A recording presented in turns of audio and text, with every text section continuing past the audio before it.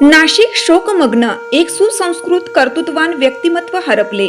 नाशिक पूर्व मतदारसंघाचे आमदार राहुल भाऊ ढिकले यांच्या धर्मपत्नी सौ अदिती वहिनी ढिकले यांचे आज दिनांक 25 एप्रिल 2026 रोजी दुःखद निधन झाले. त्यांच्या निधनाने नाशिक शहरावर शोककळा पसरली असून सामाजिक, राजकीय आणि सर्वसामान्य नागरिकांमध्ये तीव्र हळहळ व्यक्त होत आहे. सौ अदिती वहिनी या अत्यंत मनमिळावू, प्रेमळ व समाजाभिमुख व्यक्तिमत्व म्हणून ओळखल्या जात होत्या. त्यांच्या साधेपणा, सेवाभावी वृत्ती आणि सर्वांना आपलेसे करण्याच्या स्वभावामुळे त्यांनी समाजात एक वेगळी व आदरणीय ओळख निर्माण केली होती. त्यांच्या अकाली जाण्याने एक सुसंस्कृत, संवेदनशील आणि समाजाशी घट्ट नाते जोडलेले व्यक्तिमत्व हरपल्याची भावना सर्वत्र व्यक्त होत आहे.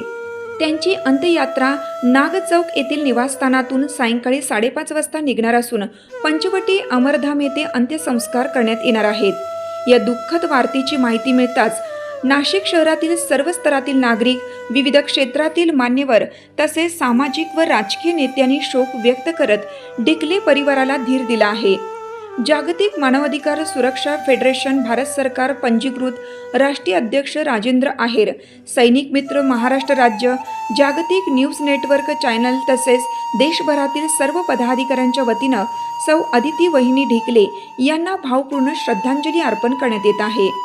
तसेच ज्येष्ठ नागरिक संघाचे अध्यक्ष उत्तमराव कडलक, जत्रा चौक मित्रमंडळ तसेच डॉक्टर प्रतापराव दिघावकर, माजी IG, MPSC आयोग सदस्य, भाजपा नमोचषक महाराष्ट्र प्रदेशाध्यक्ष यांच्या वतीने ही श्रद्धांजली व्यक्त करण्यात आली आहे.